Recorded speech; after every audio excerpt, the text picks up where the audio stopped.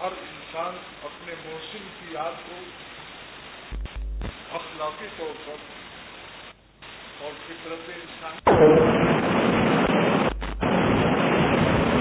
اخلاقاً اور فطرت انسانیت کے طور پر واجب سمجھتے ہیں.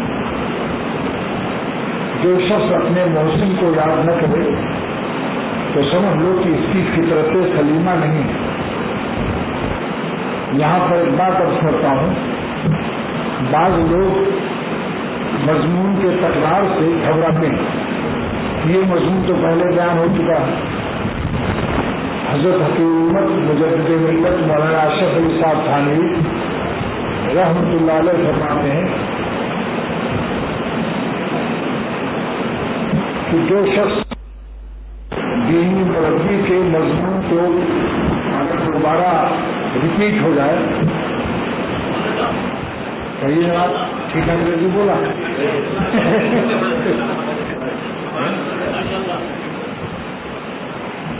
تو گھبراتے ہیں. اس کا دو جواب ہے.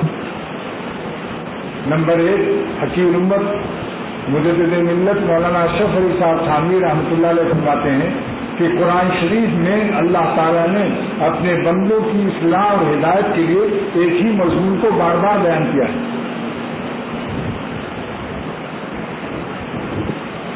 ایک مضمون کو بار بار بیان کیا. قرآن شریف کی آیت بار بار آتی کہ نہیں وہی آتی؟ جگہ جگہ کئی 100 مرتبہ یا ایھا الذین آمنوا اتقوا اللہ، ایمان والو اللہ سے ڈرو.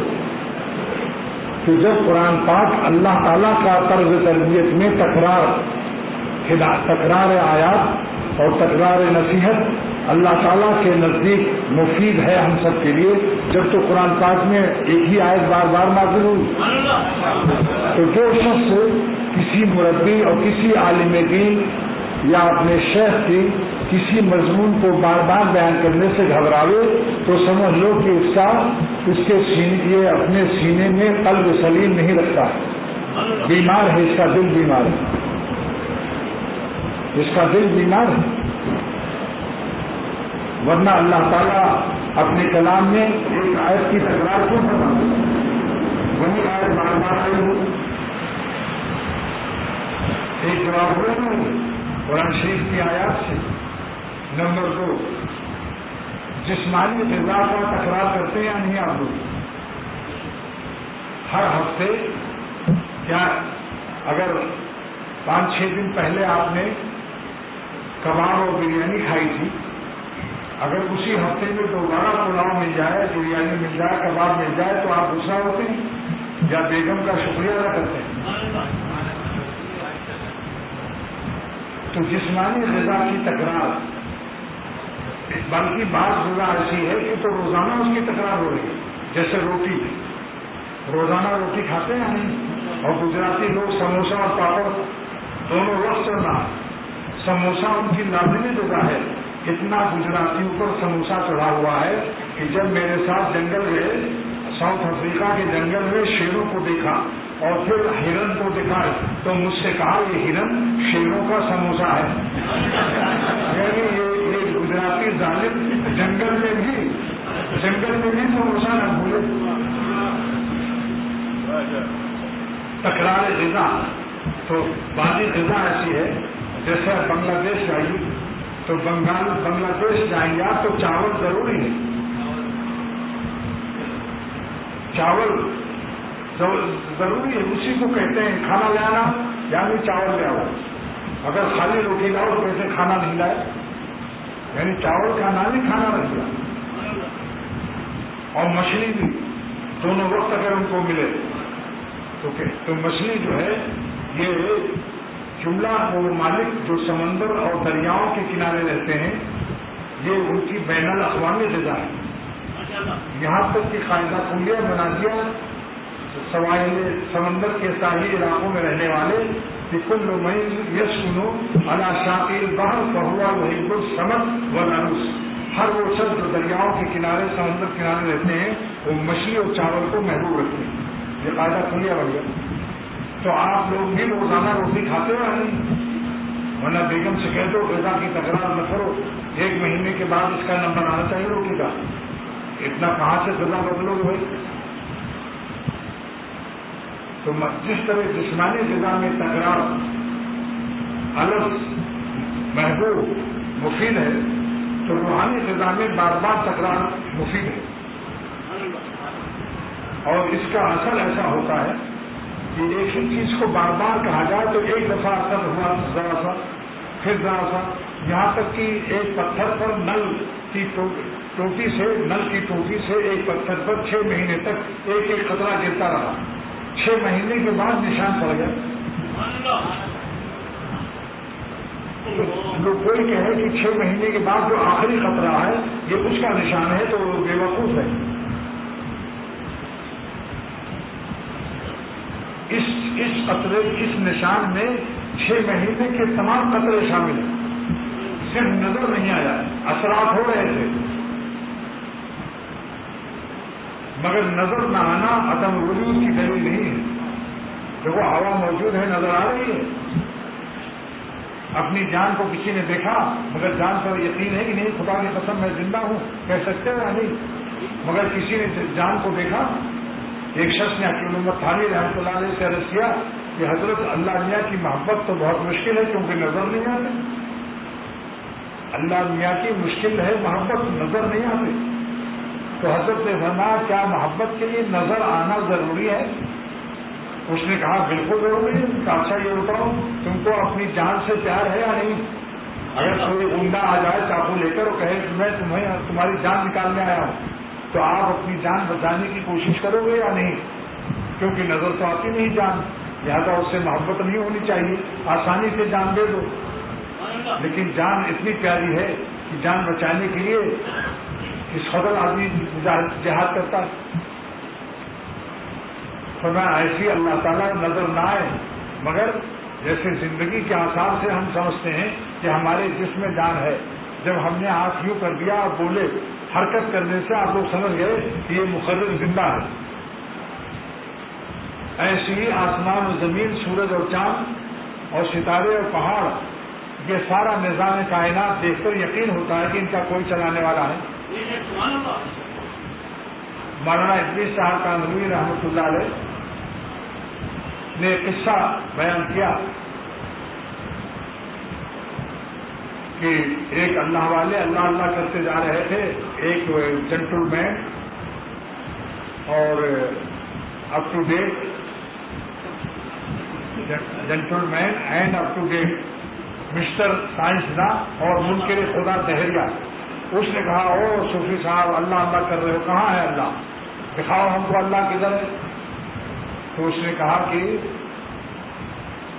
دلیل نہیں پیش کی.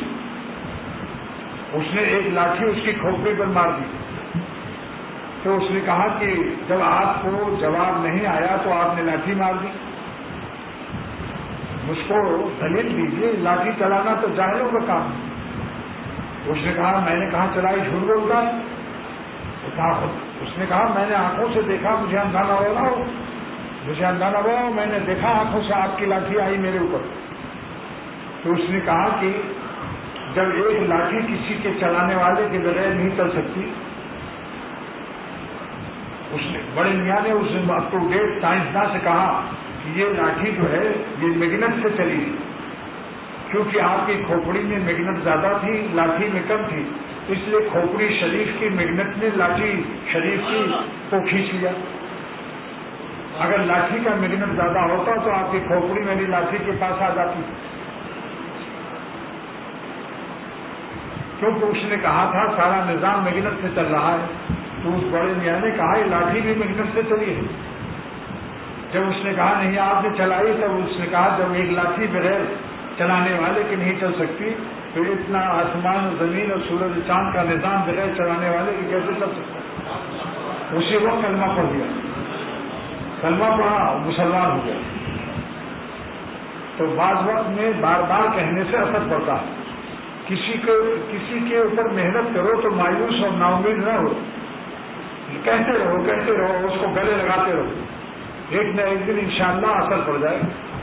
مجھ کو مولانا شبیر علی مرحوم حضرت تھانوی رحمۃ اللہ علیہ کے بھتیجے نے بتایا کہ میں خانقاہ تھانہ بھون کا محتمم اور متولی تھا. میں نے ایک دوست سے کہا کہ بھائی تم سگریٹ نہ پیا کرو. اس نے اس کان سے سنا, اس کان سے اڑا دیا, پیتا رہا. مولانا کہتے رہے وہ پیتا رہا, مولانا کہتے رہے وہ پیتے رہے, مولانا کہتے رہے اور وہ پیتے رہے. اور مولانا نوٹ کرتے رہے کہ کئی دفعے کہا. جب 100 دفعے کہا اور ایک دن 101 جب نمبر آیا تو اسی دن اسے چھوڑ دیا. تو اس کی قسمت میں لکھا تھا کہ 101 کے بعد اس کو ہدایت نصیب ہوگی. اس لیے دوستوں سے کہتے رہو کہتے رہو کہتے رہو. ایک دن ایسا آئے گا انشاءاللہ کہ آپ کا کہنا گہنا بن جائے گا اور مفید ہو جائے گا.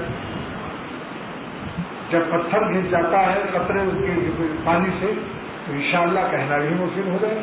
کہتے رہو بار بار.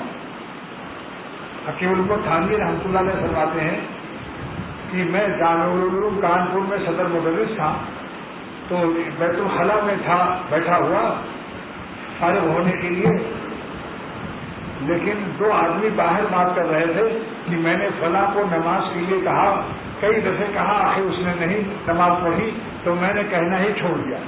تو دوسرے نے کہا کہ آپ نے غلطی کی, نماز نہ پڑھنا ایک برا کام تھا, اس برائی پر وہ قائم تھا, اور نماز کے لیے کہنا نیک کام تھا, تو نیک کام پر کیوں نہیں آپ قائم رہے؟ آپ اپنا کہتے رہتے نماز کے لیے.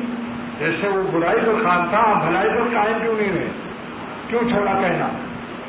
تو حضرت نے فرمایا مجھے یہ بات بہت پسند ہے.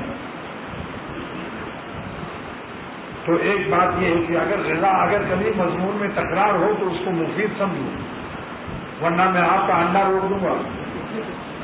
کیونکہ آپ روزانہ انڈا کھاتے ہیں بعض لوگ, ایک انڈے سے ناشتہ ضروری ہے ان کے لیے. میں ان سے کہوں گا یہ کل تو کھایا تھا, آپ کیوں کھا رہے ہو؟ جو تکرار غذائے جسمانی مفید ہے, تکرار غذائے روحانی مفید ہے. اس لیے حدیث شریف میں ہے جب قرآن شریف ختم ہو تو فوراً پھر شروع کر دو. اور پھر آپ جو آج جمعہ پڑھیں گے اس کے پہلے بھی تو جمعہ پڑھا تھا, کہ بھائی آپ یہ کہہ دیجیے کہ ایک دفعہ تو پڑھ لیا زندگی میں, تکرار بار بار کیا جمعہ کرتے ہو. نمبر 2 ایک اشکال پیش ہوتا ہے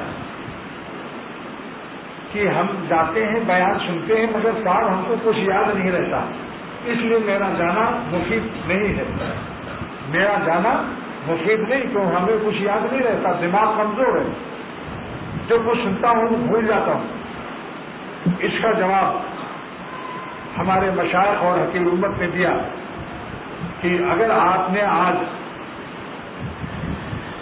جمعے کے بعد جو روٹی کھاؤ گے, گوشت کھاؤ گے, جو بھی غذا کھاؤ گے, تو یہ جو غذا ہم کھاتے ہیں روزانہ کسی کو برابر یاد رہتی ہے کہ ہم نے 3 دن پہلے کیا کھایا تھا؟ بولو بھائی. آج اگر میں آپ لوگوں سے پوچھوں کہ آج سے 3 دن پہلے عشاء کے بعد یا دوپہر کو کیا کھایا تھا تو مشکل سے یاد رہے گا, مگر اس کی طاقت تو رہتی ہے خون میں.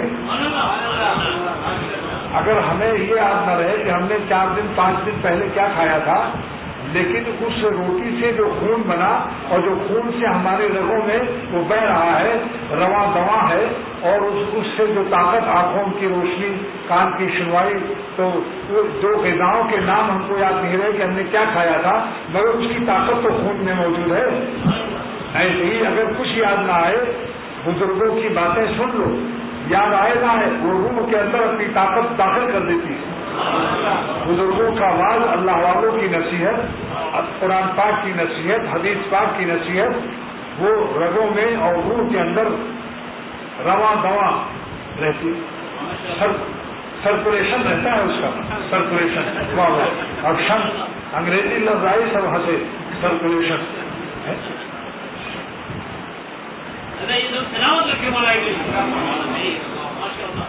تو اس لیے دوستو یاد رہے نا, آتے رہو, سنتے رہو. کان کے ذریعے سے دل میں بات داخل ہوئی, وہ اپنا کام, اس سے نور پیدا ہو گیا. مجھے مکہ شریف میں ایک شخص نے پوچھا کہ یکسوئی نہیں رہتی, دل میں سکون نہیں ہے، ادھر ادھر کے خیالات رہتے ہیں، تو ایسی حالت میں ذکر مفید ہے یا نہیں؟ کیونکہ خیال دل زبان پر تو اللہ اللہ ہے، لا الہ الا ہے، اور دل میں ہے کہ ڈبل روٹی لانی ہے، مکھن لانا ہے، بسکٹ خریدنا ہے، سموسہ لینا ہے۔ تو یہ مولانا سلیم اللہ خان صاحب دعوت برکاتہم جامعہ فاروقیہ کے شیخ الحدیث سے ایک ان کے شاگرد نے سوال کیا مسفلا میں ایک برمی میں، تو مولانا نے کہا بھائی اس کا جواب تم دے دو، مجھ سے کہا اس کا جواب آپ دیجیے۔ میں نے کہا کہ اچھا۔ پھر مولانا نے کہا کہ میں نے کہا کہ دیکھو حج کا زمانہ ہے، جتنے دکاندار کھانا کھا رہے ہیں، روٹی کھا رہے ہیں، ڈبل روٹی کھا رہے ہیں، وہ کسی وقت سکون میں نہیں ہے، کیونکہ منہ میں لقمہ ہے۔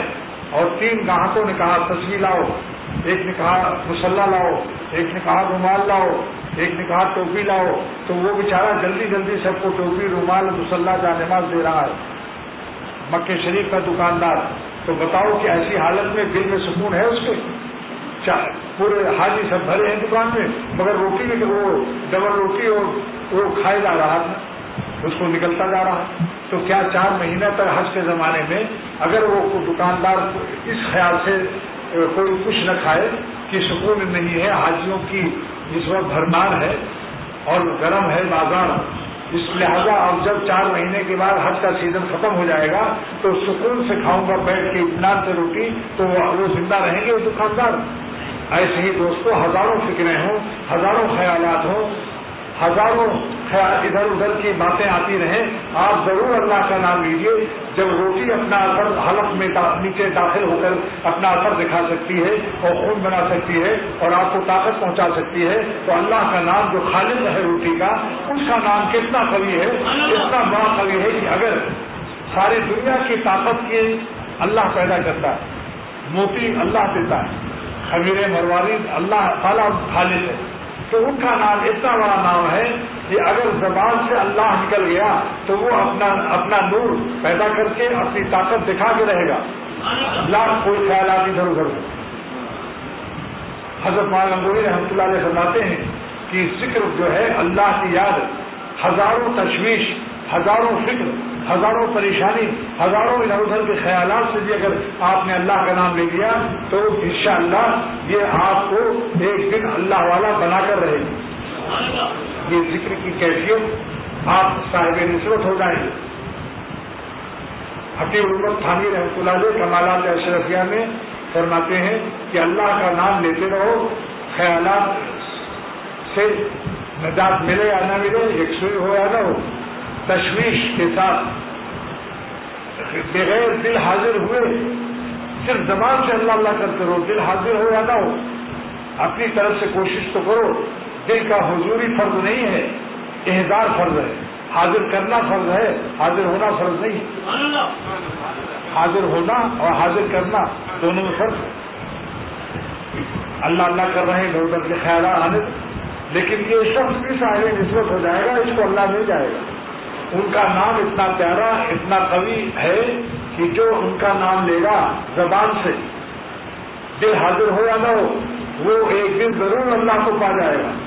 اب میں آپ کو عقلی دلیل بتاتا ہوں انشاءاللہ۔ دیکھو اللہ تعالیٰ جب کل کے لیے کوئی کام ہو تو انشاءاللہ کہو۔ قرآن شریف میں یہ ہے کہ جب تم یہ کہو کہ کل یہ کام ہم کریں گے، انی فاعل ذالک غدا، جب میں کل یہ کام کروں تب پڑھو انشاءاللہ۔ اب ابھی ہر بات پر میں انشاءاللہ تو پھر اب ایک قصہ سنانا پڑے گا۔ ایک صاحب نے اپنی بیوی سے کہا کہ کل میں گھوڑا خریدوں گا، مارکیٹ ہے۔ اس نے کہا میاں انشاءاللہ کہہ لو، کیونکہ قرآن شریف میں حکم ہے کہ جب کوئی کہے انی فاعل ذالک غدا، میں کل اس کام کو کروں گا، تو کہو انشاءاللہ، قرآن شریف کا حکم۔ تو اس نے کہا انشاءاللہ کی کوئی ضرورت نہیں بیگم صاحبہ، کیونکہ میرے جیب میں نوٹوں کی پیسے خوب ہیں اور مارکیٹ میں ایک سے ایک گھوڑے آتے ہیں، میں خرید لوں گا، ہمیں انشاءاللہ کہنے کی کیا ضرورت ہے۔ اللہ نے ان کو سزا دی، جب گھوڑا پسند کیا اور اس پر بیٹھ کر پسند کر لیا اور رفتار پسند آ گئی، تو مالک کے گھوڑا سے کہا کتنا پیسہ ہوا، یہ لیجیے پیسہ۔ جب جیب میں ہاتھ ڈالا تو پیسہ غائب ہو چکا تھا، کسی جیب کترے نے اڑا لیا تھا، مصیبت آ گئی۔ کسی ظالم کے ظلم سے نہیں بچ سکے. یہ انشاءاللہ نہ کہنے کا عذاب تھا. اب لوٹ کر آئے تو بیگم نے پوچھا کہ گھوڑا لائے؟ ان کا انشاءاللہ جب میں مارکیٹ گیا اور انشاءاللہ میں نے اس کی رفتار پسند کر لی اور انشاءاللہ جب اس سے دام پوچھا، انشاءاللہ جب میں نے اس کو دام دینے کے لیے جیب میں ہاتھ ڈالا تو انشاءاللہ جیب میں ایک پیسہ نہیں ملا اور انشاءاللہ بغیر گھوڑے کے آ گیا ہوں. اب دیکھا آپ نے انشاءاللہ کی رت لگ گئی. سکھ میں جو اللہ کو یاد کرتا ہے تو دکھ میں اللہ تعالیٰ بھی اس کو یاد رکھتے.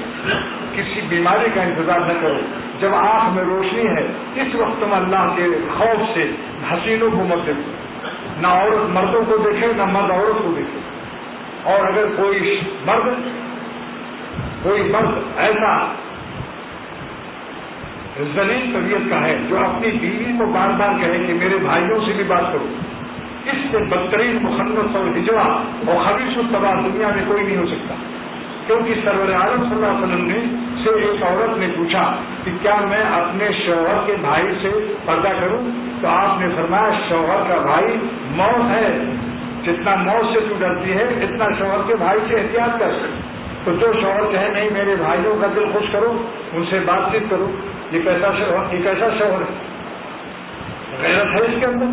رسول اللہ صلی اللہ علیہ وسلم کے فرمان کو توڑو. آپ میرے شیخ شاہ نور صاحب کے خدمت میں ایک مقدمہ آیا، 2 بھائیوں میں لڑائی ہو گئی، آنا جانا بند. حضرت نے پوچھا کیوں بھائی، کیوں آپس میں بولتے نہیں؟ سگے بھائی ہو، خون کا رشتہ ہم کا حق ادا کرو. اس کا کی تو اس نے کہا بھائی بات یہ ہے کہ میں ان کے یہاں جاتا ہوں تو یہ اپنی بیوی کو ہمارے پاس آنے نہیں دیتے اور مجھے باہر کھانا کھلاتے ہیں. جیسے غیر ہوں میں سگا بھائی ہو کر، باہر جو مہمان خانہ ہے بیٹھ کے میں اندر گھسنے بھی نہیں دیتا. یہ کیسا میرا بھائی؟ تو حضرت نے پوچھا کہ آپ بھائی سے ملنے جاتے ہو یا بھابھی سے ملنے جاتے ہو؟ تو اس نے کہا بھائی سے بھی ملتا ہوں، بھابھی سے بھی ملنا چاہتا ہوں. تو اس نے کہا کہ تم کو شرم نہیں آتی؟ بھائی تمہارے لیے ملاقات کرو. بھائی سے ملاقات ہوتی ہے یا نہیں؟ کہاں ہوتی ہے. کہا پھر بھابھی سے ملاقات حرام ہے، جائز نہیں. کھانا باہر رکھ دے، اسی کمرے میں باہر کھا لو. یہ غیرت کی بھی خلاف ہے کہ ہماری تو کسی کی بیوی کو اس کے سب بھائی دیکھیں. کوئی انٹرنیشنل بین الاقوامی دولت مشترکہ ہے. یہ انگریزوں کی ذہنیت ہے کہ جس عورت کو چاہے جو انگریز اس کے پاس آئے کوئی بول نہیں سکتا، بس راضی ہونا شرط ہے. نتیجہ یہ کہ آج کسی انگریز کو اپنے حلالی ہونے پر یقین نہیں ہے. اسی لیے وہاں اگر کوئی پوچھے کہ آپ کے ابا کا کیا نام ہے تو غصہ ہو جاتے ہیں، کیونکہ دیکھتے ہیں 10 ابا روزانہ آتے ہیں میری اما کے پاس. انگریزوں سے اگر پوچھ لو کہ تمہارے فادر کا کیا نام ہے، واٹ از نیم فادر، تمہارے فادر کا کیا نام ہے، تو کہتا خبردار خاموش، میری ماں کا نام پوچھو. کیونکہ اتنا یقین ہے کہ میں اماں کے پیٹ میں تھا، ابا کا پتہ نہیں. یہی وجہ ہے کہ ماں باپ کا احترام نہیں ہے ان ملکوں میں. جب ماں بوڑھے ہو جاتے ہیں تو ان کو مرغی فارم کی طرح ایک باہر شہر کے وہاں پھینکا. سال میں ایک دفعہ گئے، کیک دے دیا اور گھسٹ کر کتے کی موت مرتے ہیں انگریز. منہ سے پانی گرتا رہتا ہے، گھٹنے بیکار ہو گئے بڑھاپے سے، گھسٹ کے چل رہے ہیں. آج ہمارا معاشرہ ہے اسلامی معاشرے میں کہ انسان بڈھا ہوتا ہے تو کوئی بچہ نانا کہہ رہا ہے نانا ابا میں آپ کو لے کے چلتا ہوں، پوتے کہہ رہے ہیں دادا ابا میں لے کے چلتا ہوں، اور جناب بیٹے کہتے ہیں ابا جان میرے لائق جو خدمت ہو. ایک میں نے خان صاحب کو دیکھا کعبہ شریف میں کہ اپنے باپ کو پیٹھ پر لاد کر طواف کرا رہا تھا اور باپ بالکل بڈھا، چلنے کے قابل نہیں. تو مجھے کیسا اسلام کا یہ معاشرہ ہے اور ایک کافروں کا معاشرہ.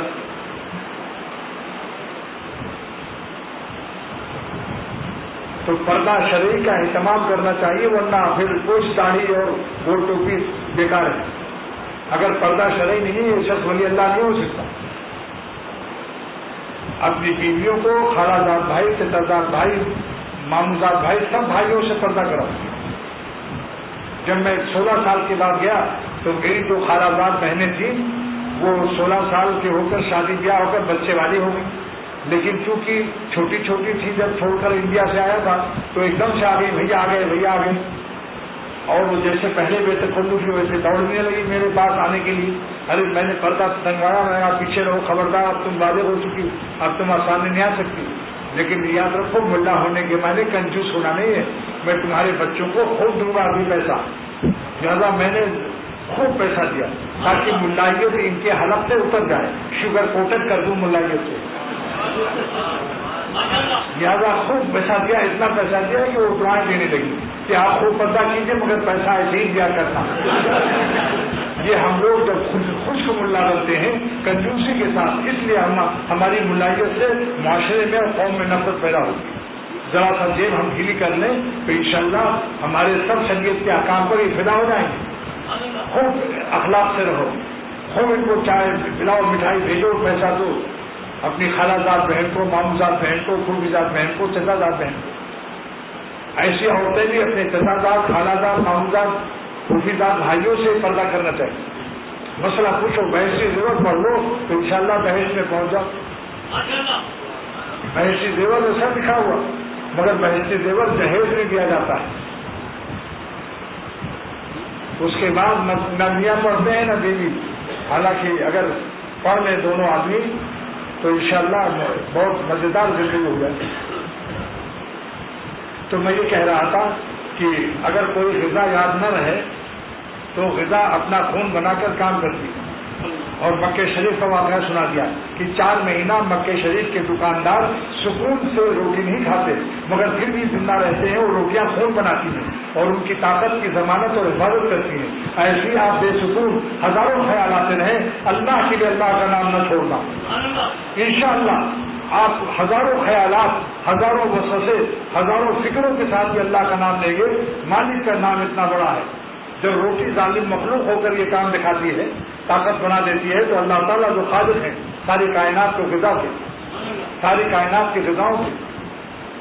اب یہ قصہ سن لو. بمبئی میں گیا تو ناگ دیوی اسٹریٹ کھوکھا بازار کے پاس صوفی عبد الرحمان صاحب کے یہاں ناشتے پر دعوت تھی. انہوں نے پوچھا کہ یا مقیتو کے کیا معنی ہیں. 99 نام میں یا مقیتو ہے, یا مقیتو. اب بتائیے, میں سفر کی حالت میں کوئی کتاب بھی نہیں تھی. یا مقیتوں کے معنی پھر ہم نے کہا کل بتاؤں گا. تو میرے جہاں میں ٹھہرا تھا وہاں مشکات شریف کی شرح مرقات جلد نمبر 5 میں ہر نام کی شرح کی ہے ملا علی قاری نے رحمۃ اللہ علیہ. لہٰذا اس میں دیکھا تو یا مقیتوں کے معنی 2 معنی لکھے تھے. یا خالق الاقوات البدنیہ, یا خالق الاقوات البدنیہ, اے بدن میں طاقت پیدا کرنے والے غذاؤں کا خالق. یا خالق الاقوات البدنیہ, قوت کی جمع اقوات ہے, یعنی بدن کو طاقت دینے والی, بدن کی حفاظت کرنے والی, جسم کو قائم رکھنے والے غذاؤں کے پیدا کرنے والے. نمبر 2, یا خالق الارزاق الروحانیہ, اے روح کی میں ایمان و یقین اور اللہ کی محبت بڑھانے والی روحانی غذاؤں کے پیدا کرنے والے. تو شیخ کو اللہ تعالیٰ خالق ارزاق روحانیہ, شیخ کو روحانی رزق دیتا ہے, پھر وہ اپنے مریدین کو پیش کرتا ہے. اگر اللہ مضمون نہ دے تو ہم کیا بیان کر سکتے ہیں.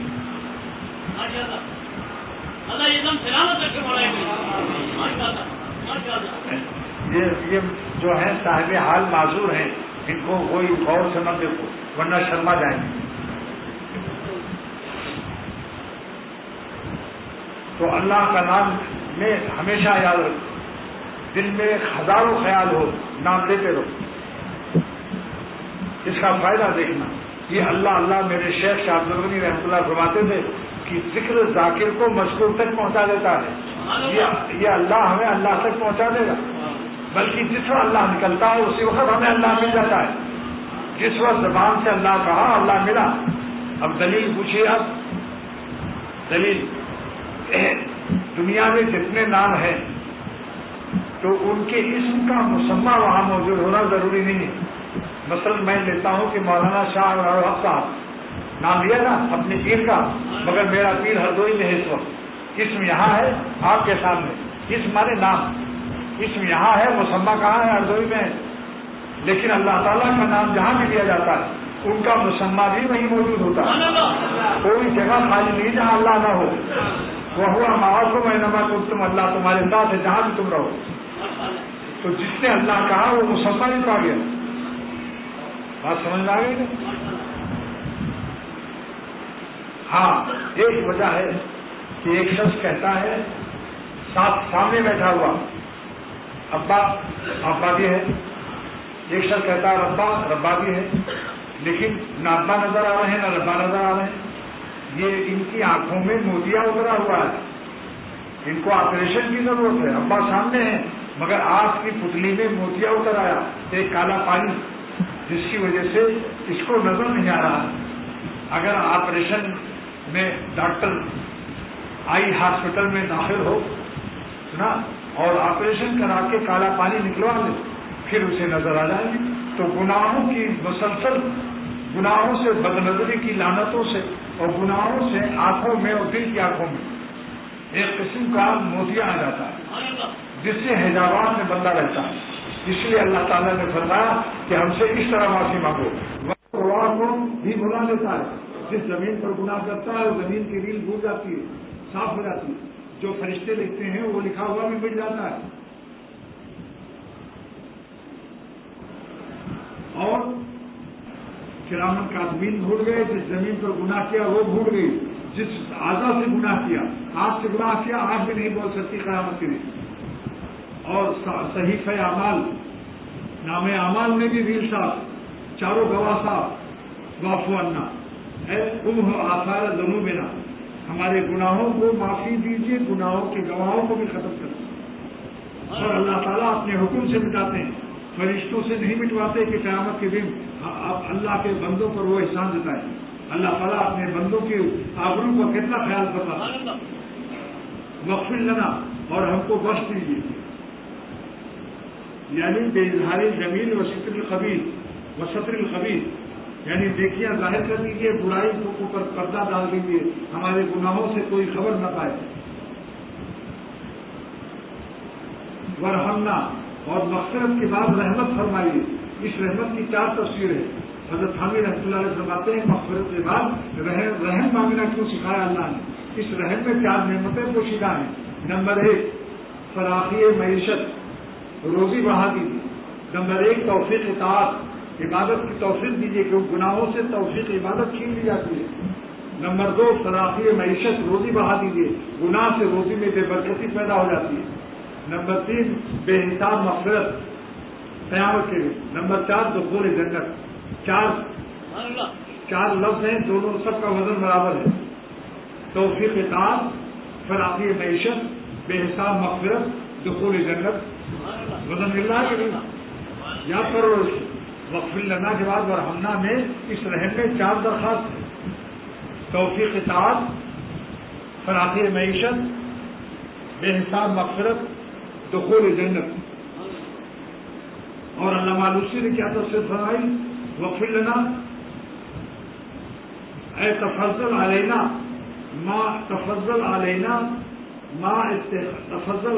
بفنون الالائی، ہم پر طرح طرح کی مہربانی کر دیجیے. جب معافی ہو گئی اور آپ نے ہم پر رحم کر دیا تو طرح طرح کی نعمتیں بھی دے دیجیے. تفضل علینا بفنون الالائی، طرح طرح کی نعمتوں سے نوازش فرمائی، طرح طرح کی نعمتوں کی بارش کر دیجیے. ما استحقاقنا بافانین لقاف، باوجود اس کے کہ ہم طرح طرح کے عذاب کے مستحق تھے، طرح طرح کے عذاب کا مستحق اب طرح طرح کی نعمتیں مانگ رہا ہے معافی اور مغفرت کی برکت سے. یہ ہے رحم کے معنی. اس کے بعد انتا مولانا ہے. اب دیکھیے موتیا اتر نکل گیا، آنکھوں کا موتیا پر نکل گیا، ضمیر مستتر پر اتفاق نہیں. واعفو عنا میں ضمیر ہے انتا، واعفو عنا میں انتا پوشیدہ ہے کہ آپ ہم کو معافی دیجیے. واغفر لنا میں انتا پوشیدہ ہے آپ بخش دیجیے. ورحمنا میں انتا پوشیدہ ہے آپ رحم کر دیجیے. لیکن پوشیدہ انتا پر اکتفا کا حکم ہوا کہ تمہارے ابھی آنکھوں میں صلاحیت نہیں ہے، موتیاپن ہے، تم ہمیں خاص ہماری تجلی کو خطاب نہیں کر سکتے، تم محجوب ہو، گناہوں کے پردوں میں تم ہو، بے پردہ ہم کو نہیں دیکھ سکتے. لیکن جب تم نے کو معاف کر دیا اور بخش دیا اور رحمت کی بارش کر رہا ہوں، اب کہو انتا مولانا، یعنی اب ضمیر بارش استعمال کرو، کیونکہ اب ہم تم جتنے پردے تھے گناہوں کے سب ختم ہو چکے.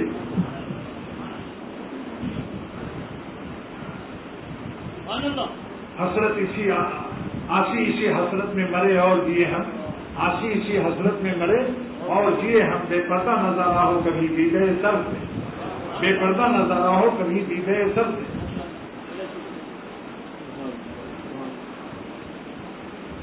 پھر حسرت پیکان نگاہ ہے دل ناداں، پھر حسرت پیکان نگاہ ہے دل ناداں، اب تک تو ٹپکتا ہے، اب تک تو ٹپکتا ہے لوگوں دیدے سر سے۔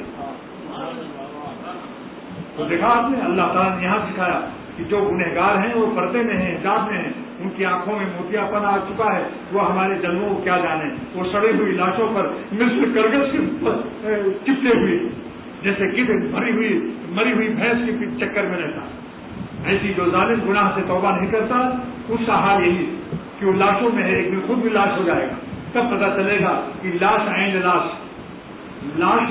دوسری لاش کی لینڈ کھا رہا تھا، یہ اینڈ میں لینڈ چھپا ہوا ہے۔ اس لیے کہتا ہوں مرنے سے پہلے جلدی موتیاپن نکال دو، توبہ کر دو، معافی اور مغفرت کے بعد رحمت بارش ہوگی، پھر اللہ تعالیٰ ہر طرف نظر آئے گا۔ جہاں جاتے ہیں ہم تیرا فسانہ چھیڑ دیتے ہیں، جہاں جاتے ہیں ہم تیرا فسانہ چھیڑ دیتے ہیں، کوئی محفل ہو تیرا رنگ محفل دیکھ لیتے ہیں، پھر اس کو ہر طرف اللہ نظر آتا۔ انتا مولانا کی نعمت ملی کہ نہیں ملی؟ یہ ہے وذکر اسم ربک اور تبتل الیہ تبتیلا۔ اللہ تعالیٰ فرماتے ہیں اے محمد صلی اللہ علیہ وسلم آپ اپنے رب کا نام لیجیے۔ بعد مولوی پوچھتا ہے کہ اللہ کہاں سے ثابت ہے؟ تفسیر مظہری میں علامہ قاضی ثناء اللہ پانی پتی رحمۃ اللہ علیہ فرماتے ہیں کہ اللہ کرنے کا اسی آیت سے ثبوت ہے۔ وذکر اسم ربک، اپنے رب کا نام لیجیے۔ تو یہ رب کا نام کیا ہے؟ اللہ ہی تو ہے، اس ذات کا ثبوت اسی آیت سے۔ بس کو اچھا رب کیوں فرمایا؟ یہ کیوں نہیں کہا کہ اللہ کا نام لو؟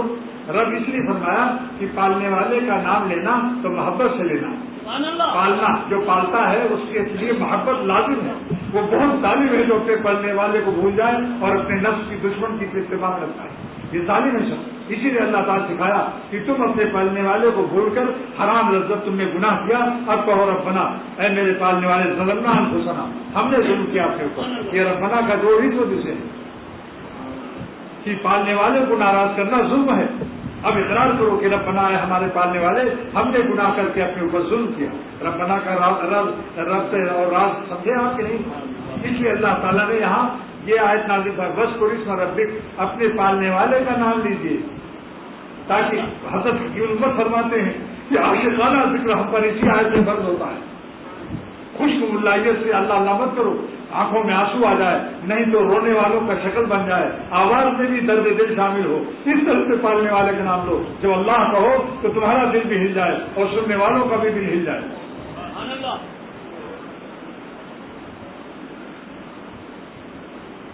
محبت سے نام لینا یہ رب اس لیے نازل فرمایا۔ بس آج ایک جز کی تفسیر ہوئی، دعا کرو اللہ تعالیٰ عمل کی توفیق۔ ابھی انشاءاللہ آئندہ پھر ابھی باقی ہے آیتیں، ابھی تو ایک آیت کی تفسیر ہوئی ہے۔ یہ دینی اندر خود علوم انبیاء فراروی فرماتے ہیں اگر اللہ والوں کی غلامی کر لو تو اپنے سینے میں نبیوں کے علوم انبیاء دیکھو گے، بے کتابوں بے معیدوں استاد، بغیر کتاب کے، بغیر تکرار کے، بغیر یادیں کے۔ دیکھیے میں نے کئی آیتیں پڑھی تھی اس وقت، ایک آیت کی تفسیر میں پورا وقت لگ گیا۔ دعا کرو اللہ تعالیٰ ہم سب کو اپنا نام پاک، چاہے ہزاروں وسوسہ ہو، ہزاروں خیال ہو، ہزاروں فکریں ہوں، کو ہزاروں شغل ہیں دن رات میں۔ سنو شیخ مولانا صد اللہ صاحب رحمۃ اللہ علیہ میرے مرشد کے استاد شیخ الحدیث سے مظاہر العلوم سہارنپور میں، کو ہزاروں شغل ہیں دن رات میں لیکن اساد آپ سے غافل نہیں۔ شیخ یاد کر لو، وہ ہزاروں شغل ہیں دن رات میں لیکن اساد آپ سے غافل نہیں۔ سبحان اللہ۔ اور جن کے پیچھے پھر رہے ہو اس پر بھی شیخ لو، سن لو مولانا صد اللہ صاحب رحمۃ اللہ علیہ۔ عشق بتان اساد کرتے ہو فکر راحت، حسینوں کے عشق میں آرام ڈھونڈ رہے ہو، دوزخ میں ڈھونڈتے ہو جنت کی خوابگاہیں، جنت کا آرام دوزخ میں تلاش کر رہے ہو۔ اگر ان پر نظر پڑ جائے تو خواجہ صاحب رحمۃ اللہ فرماتے ہیں اگر لال لال گال ہو ان کا، لیکن نظر اگر اچانک پڑ جائے، خود مت دیکھو اچانک، تو فوراً نظر بچا کر یہ شعر پڑھو، ربنا وقنا عذاب النار، دیکھ نہ ان آتشی رخوں کو تو زنہار، دیکھ نہ ان آتشی رخوں کو تو زنہار، یہ آگ جیسے چہروں کو مت دیکھو لال لال، اگر نظر اچانک کبھی پڑ جائے تو یہ پڑھ ربنا وقنا عذاب النار، اے اللہ دوزخ کی آگ بھی لال ہوگی، ہم ان لال چہروں سے پناہ مانگتے ہیں۔ مگر حلال کی لال لال گاجر جائز ہے، لال لال ٹماٹر جائز ہے، لال لال بیوی جس کو مل جائے جائز ہے، حلال کو نہیں منع کر رہا ہوں۔ کتنی غذائیں لال لال ہیں بتاؤ بھائی، شلجم کتنا لال ہوتا ہے، اس کا عرق میں چھوڑو تو لال لال ہوتا ہے، ہر لالی اور ہر سرخی، سورج نکلتا ہے آسمان بھی لال ہے، مگر اسی سے پھر ایسی اپنے دل کو لال کر لو۔ اگر لال تلاش کرتے ہو تو خون تمنا، بری آرزو کا خون کر کے اپنے دل کو لال کر لو، سارے قلب کے ہر افق سے اللہ کے قرب کا آفتاب نکلے گا انشاءاللہ، پھر ایسے مست ہو جاؤ گے کہ ان بو اور پیشاب اور پیخانے کے چکروں سے بھول جاؤ گے، تم کو اپنی زندگی پر رونا آئے گا، خون کے آنسو رو کر کے بھی کہو گے اللہ تعالیٰ بھی نہیں ہوئی جو زندگی میری مردوں پر اور مرنے والوں پر فدا ہوئی۔ ربنا تقبل منا انک انت السمیع العلیم۔ جو دیکھو بچہ دینے کی ضرورت نہیں، گھبراؤ مت، میں دعا کرتا ہوں کہ اللہ تعالیٰ سب لوگ اپنی اپنی حاجت کو دل میں خیال کر لو، کہ اللہ ہمارے دلوں میں جتنی حاجتیں ہیں ہم سب کو کی حاجتوں کو اگر ہم اپنے دل میں بھی سب نہ خیال کر سکیں تو آپ تو باخبر ہیں، ہماری حاجتوں سے اللہ باخبر ہے یا نہیں؟ یا اللہ اپنے خبر کے اعتبار سے ہم تو بے خبر ہیں، آپ سے بھی بے خبر ہیں، اے اللہ اپنی خبر اور علم کے اعتبار سے ہم سب کی تمام جائز حاجتوں کو پوری فرما دے، جسمانی بھی روحانی بھی دنیا کی بھی دین کی تمام حاجتیں پوری فرما دے، اور ہر ناراضگی کے فعل سے حفاظت مقدر فرما دے، دونوں جہان کے مالک ہم سب کو دونوں جہان عطا فرما دے، اور جس نے اللہ کو پا لیا وہ دونوں جہان پا گیا، وہ شاہد دو جہان جس دل میں آئے مزے دونوں جہاں سے بڑھتی پائے۔ وآخر دعوانا الحمد للہ وصلی اللہ تعالیٰ علی خیر خلقہ وصلی اللہ تعالیٰ علی خیر خلقہ وصلی اللہ تعالیٰ علی خیر خلقہ